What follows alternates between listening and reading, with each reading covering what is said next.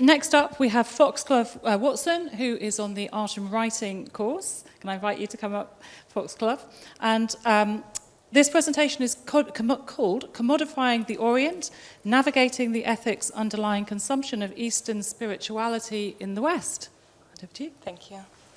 Hi, my name is Foxglove, and I'm here today to talk about the commodification of Eastern spirituality in the West. So Orientalism is a term first coined by Edward Said, who was a Palestinian American in the 18th century, who studied in American university spaces that were not multicultural. So he had this sense of being an outsider whilst being inside these spaces. From this, he developed the belief that the West projects stereotypes on the East or on the Orient as being weak, exotic, feminine, and inherently inferior to the West. And that contrasts with our own Western self-identification as being academic, developed, and inherently superior to the East. This results in Eastern spiritualities in the West, or from the Western perspective, Eastern spiritualities being represented as this kind of fantasy, mysterious realm, separate from logic or academia or anything like that. And I'm going to be looking at this from the perspective of commodification, which is a term coined by Karl Marx, denoting that all aspects of life, material or otherwise, are understood exclusively in terms of monetary value. So this can be anything from the material goods or goods and services that we exchange within society, to social relations, time, and even spirituality and religion, which is what I'm going to be looking at today. This means that all emotional value is removed from products, from goods and services, and instead of any emotional or spiritual value, the products are created exclusively to fulfill a demand within society. And under capitalism, the profit incentive is the priority, which means that spirituality, ancient tradition, authenticity comes second in importance to profit. And we have seen this in recent decades of Eastern spirituality entering into Western commerce. I believe that this has happened at an exponential rate due to the advent of New Age spirituality, which is understood as an amalgamation of attitudes, lifestyle choices, and practices that emphasize ideas that are outside of the mainstream. So it's seen as an alternative approach to spirituality and religion, perhaps separate from more traditional religions such as Christianity. As it says here, the New Age spiritual culture has been seen as a hybrid network of counterculture, movement, and consumer market. And I think that that consumer market is what's really key in this argument. Because New Age spirituality kind of allows practitioners or consumers to kind of cherry pick from various philosophies. The question of respect, cultural ownership comes into play. It's also important to note that a lot of the spiritual practices that are within the New Age movement are from philosophies that aren't necessarily native to the people practicing them. It's also worth noting that because of the commodification of these practices, like with the example here of all these tapestries with imagery, ancient imagery of like Ganesha and the Om symbol, they're deeply spiritual, are now commodified. That this may reflect that these are being practiced only in quite a superficial way, and that these spiritualities are being observed or understood only on a very surface level. And that this surface level exploration may be valued more highly than really like true, authentic spiritual wisdom. I think at this point, cultural appropriation versus cultural appreciation is relevant. So cultural appropriation is the action of taking from a culture that is not your own without showing that you understand or respect that culture. So there are a couple of examples here on the right. The top image is of white women with locks in their hair, and that was for a fashion show. I think it was Victoria's Secret fashion show. And then below is quite an infamous example of punters at Coachella wearing Native American headdress without really understanding the spiritual or cultural implications of that. So the commodification of these practices or items removes intrinsic and authentic meaning from an item or a spiritual practice. Because under capitalism, the profit incentive is the most important thing for producers, these items or spiritual items that have now become products are understood only in terms of profit rather than their spiritual importance. And consumers may also only understand them in terms of aesthetic, without really delving deeply into the ancient tradition that it came from. Furthermore, buying from Western producers who are producing these kinds of objects often has no benefit, whether it's economic or otherwise, to the people who have practiced these spiritualities or traditions for centuries. They don't gain anything from it. So there's the example of the Native American headdress being worn at Coachella, but also indigenous cultures have openly expressed their discontent with these products being used in Western society. Another example is smudging with sage to cleanse your room, cleanse your aura kind of thing is very common in New Age spirituality. But a lot of indigenous cultures have openly expressed how they not only find this incredibly disrespectful, but also because of the way it's farmed by the West in a completely unsustainable way. It means that people who have been practicing this for centuries now go back to the places where they would harvest their sage, and it's now gone. They can't access it anymore because Western producers have depleted it. Another example is yogi tea, which is a very popular tea that I drink myself. And this links to both Orientalism and commodification theory. So, firstly, the name, yogi tea. The word yogi traditionally is only used for people who have dedicated their life to yoga and who practice yoga for a very long period of time. Drinking a tea and associating it with yoga might be deemed as quite disrespectful, or associating it with the word yogi when it's not really anything to do with that. On the box, you can see there's a mandala. I don't know if you can really see because of the lighting, but the mandalas on the background of it. These mandalas traditionally are used in meditation practices, whereas in spiritual communities, they're kind of just seen everywhere, just as a decoration, very far removed from their original purpose. And then also you have this very stereotypical representation of an Indian lady on the teacup itself. This is a very Orientalist projection of the really mysterious night sky that gives this sense of fantasy and intrigue. Wearing the traditional Indian dress with the moon behind her head acting as a halo. There are really deep spiritual implications here that would make a consumer think that this product is really spiritual or is really associated with Hinduism or yoga or anything, when really Yogi Tea is an American company and they produce these tea bags in Italy, in a factory in Italy. It has very little to do with India or yoga at all.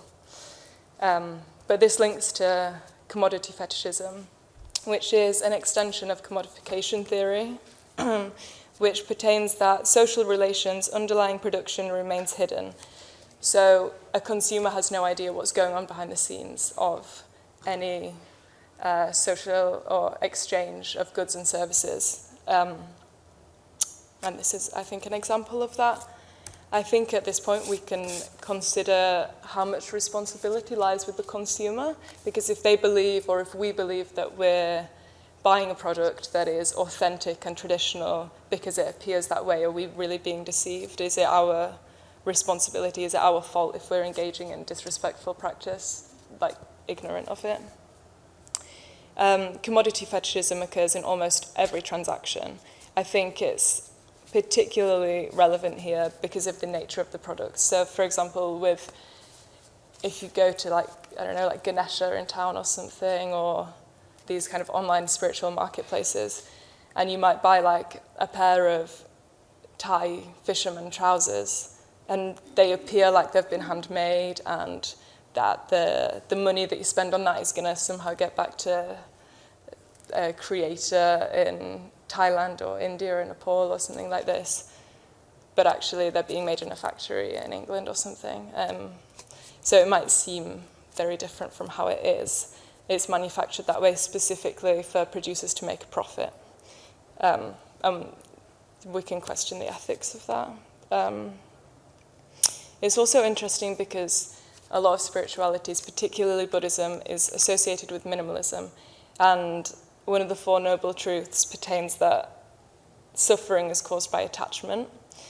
But if people like ourselves, Western consumers who are practicing New Age spirituality and just a fraction of Buddhism, and they are feeling like they're engaging with Buddhism by buying products, it's kind of a paradox. It kind of goes against the meaning of Buddhism, but it's making people feel like they're escaping some kind of capitalist structure by buying products.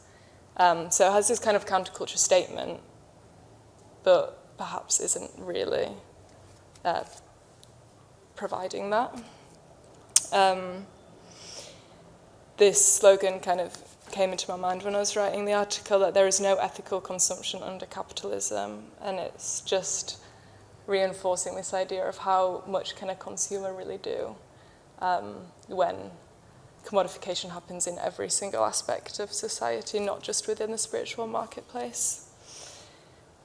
Also, because of the appreciation that's being shown by consumers of Eastern spirituality by buying these products, it kind of disproves an Orientalist perspective on it, because it shows that the cultures are really being appreciated rather than being, well, trying to be disrespected. So it could say otherwise on that topic. So as I say, commodification occurs in all industries. It's kind of impossible to escape when we live in a capitalist society.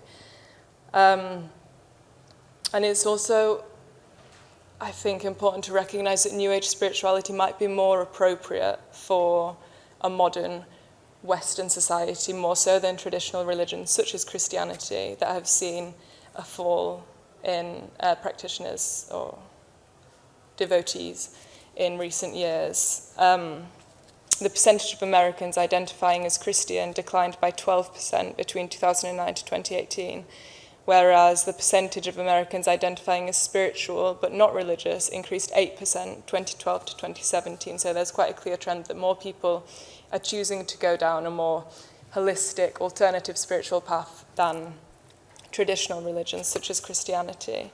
This can be attributed to globalization and the increased use of social media and exchange of ideas this way.